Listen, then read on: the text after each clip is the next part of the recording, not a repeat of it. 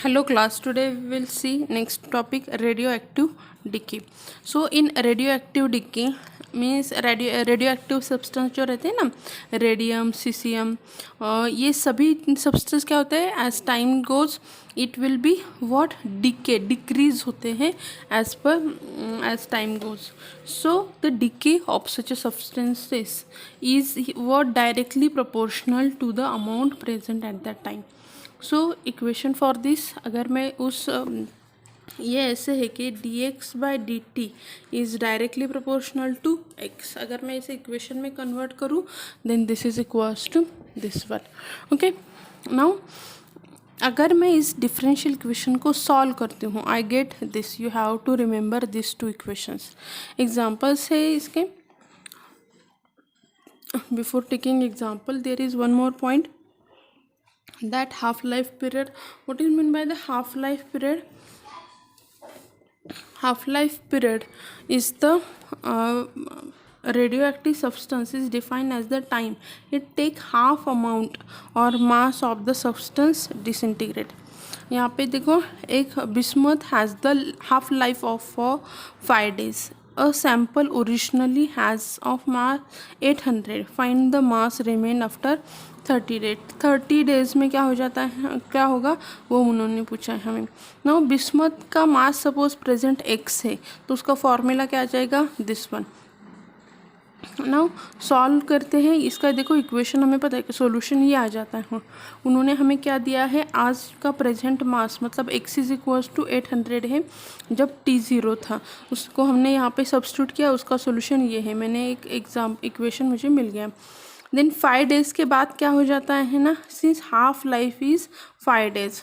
Okay, और 5 days के बाद देखो क्या हो जाएगा, यहाँ पे हाफ हो जाती है उसकी लाइफ. मतलब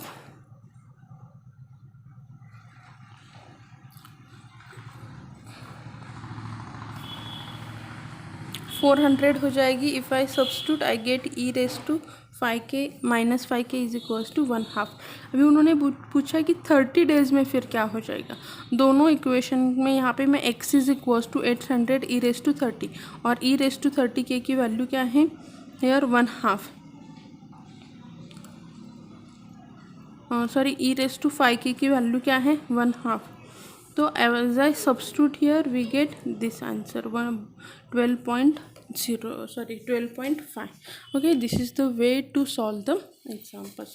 ओके, आज का क्या करो, जो भी आपको दिया गया है प्रेजेंट टाइम उसके हिसाब से क्या करो, सॉल्व करना है. नाउ नेक्स्ट जो है आपका application, next application is Newton's law of cooling. Newton's law of cooling क्या कहता है कि as rate of change of cooling heated body at a time is proportional to the difference between temperature of body on the surrounding medium. Okay, अगर आपका theta is a temperature of body है, theta naught is the surrounding temperature है, तो यहाँ पे क्या हो जाएगा, rate of change of temperature is what directly proportional to this theta minus theta naught. तो इसका ये इक्वेशन रहेगा, हमें ये वाला इक्वेशन याद रखना है, this one.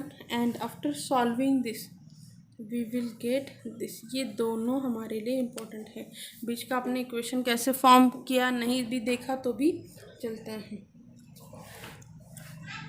Water at 100 degree Celsius is cools in 10 minutes to the 88 degree Celsius in the room temperature of 25 degree. Find the temperature of the water after 25 minutes. Theta है यहाँ पे, theta is the temperature, room temperature is given to be 250 degree. Then according to the Newton's law यहाँ पे क्या हो जाएगा, D theta by D T. यहाँ पे अभी का ये कितना है, टेम्परेचर कितना है, रूम टेम्परेचर थीटा माइनस 25. ये हमें इक्वेशन मिल गया. अभी हम क्या करेंगे, इसे अगर मैंने इंटीग्रेट किया इनिशियल कंडीशंस को,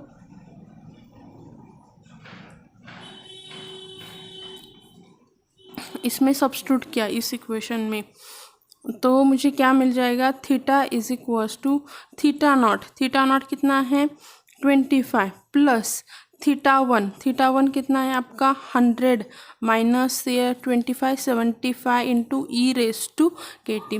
हमें ये इक्वेशन मिल जाएगा।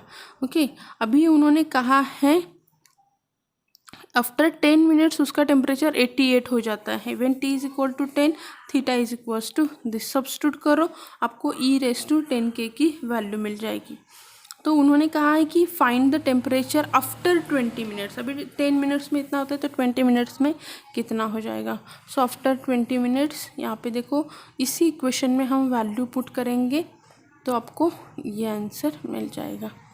Okay, this is the way to find out the here solve the examples. Newton's law of cooling के जो एग्जाम्पल्स हैं वो हम इस वे से सॉल्व करते हैं। हमें क्या क्या करना है कि देखो, ये बॉडी का टेम्परेचर हाँ था इनिशियल में, 10 मिनट्स के बाद ये हो गया, और रूम टेम्परेचर 25 है। Use all this things, you can easily find out the solution.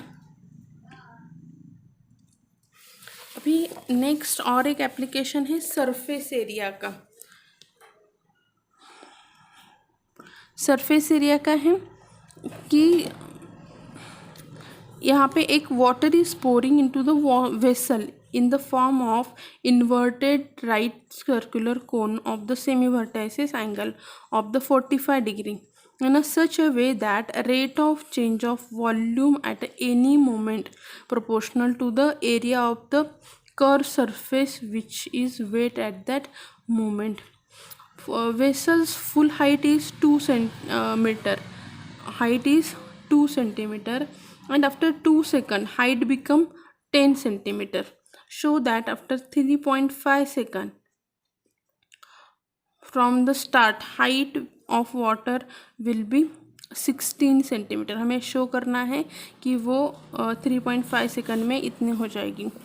हमें वहाँ पे इनिशियल हाइट दी गई थी 2 सेंटीमीटर, आफ्टर 2 सेकंड वो 10 सेंटीमीटर हो गई। तो आपका जब भी हाइट 2 सेंटीमीटर थी तब t 0 था, अभी हाइट जब 10 हो गई तो t इज इक्वल टू 2 है। देन अभी उन्होंने हमें किसके लिए पूछा है कि आपका 3.5 सेकंड में क्या हो जाएगी। तो हम पहले वो कर्व सरफेस निकाल लेते हैं। जो भी आपका ये है कोन है, वो कोन का एंगल कितना है 45 डिग्री है। So tan 45 degree is equals to r upon h। r कितना है आपका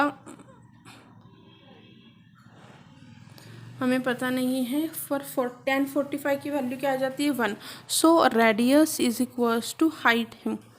सो l square is equal to r square plus h square. Length क्या आ जाएगी l is equals to under root of 2h। Area of curved surface हमें मिल गया pi r l is equal to this one.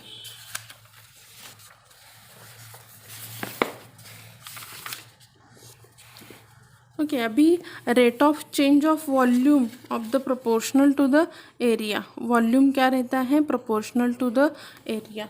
तो हमने इसके लिए एरिया तो निकाल लिया है, area is under root of pi square. So dv by dt is equal to c is a proportionality constant है।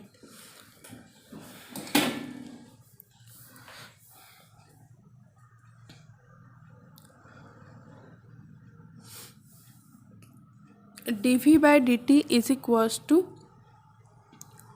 kh स्क्वायर है। ये पूरे कांस्टेंट को मैंने एज अ के कंसिडर किया। सो v इज इक्वल टू, हमें पता है वॉल्यूम क्या रहता है आपके कोन का 1/3 पाई आर स्क्वायर h, पर r and h are same, तो ये क्या हो जाएगा 1/3 pi h cube.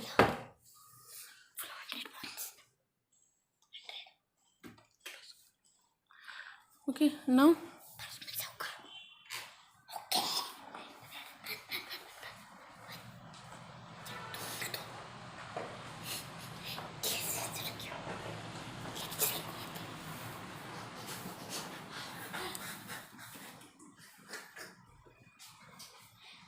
so this is equals to this now.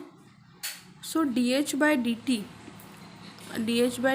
is equals to हमें क्या मिल गया यहाँ पे k upon pi which is equals to a। क्या है हमारा a is the constant. Integrate करो इस इक्वेशन को। If I integrate this equation, हमें क्या करना है, dh/dt is equals to a को इंटीग्रेट करना है। As I integrate this function I get here h is equals to at plus b। b is constant है। सो अगर हम यहाँ पे h की वैल्यू को सब्स्टिट्यूट करते हैं, h is equals to r, ये 2 दिया गया है जब, तो t इज इक्वल टू 0 था, मुझे b की वैल्यू मिल गई। इनिशियल कंडीशन जो था वो हमने यूज़ किया, तो आपका h इज इक्वल्स टू क्या हो गया, 80 प्लस 2। पर जब आपका h इज इक्वल्स टू 10 रहेगा तो a इज इक्वल्स टू क्या हो जाएगा, 4। a इज इक्वल टू 4 हो गया। अभी हम यहाँ पे इसमें सब्स्टिट्यूट करते हैं। जब h इज इक्वल्स टू 10 था, t इज इक्वल टू, उन्होंने हमें 3.5 के लिए दिया है, तो it will become 16। Okay, this is the way to solve the examples. Okay, यहाँ पे ऐसे हमारा एप्लीकेशन का जो चैप्टर है वो यहाँ पे ख़त्म हो जाता है। एप्लीकेशन देखो कितने सारे एप्लीकेशन हैं आपके। फर्स्ट जो हमने देखे, ये आपका डेरिवेटिव का part, and then here application of differential equation. So population growth and growth of bacteria है, देन आपका radioactive decay, half life period, surface area, Newton's law of cooling, all these are the application part. Okay, thank you.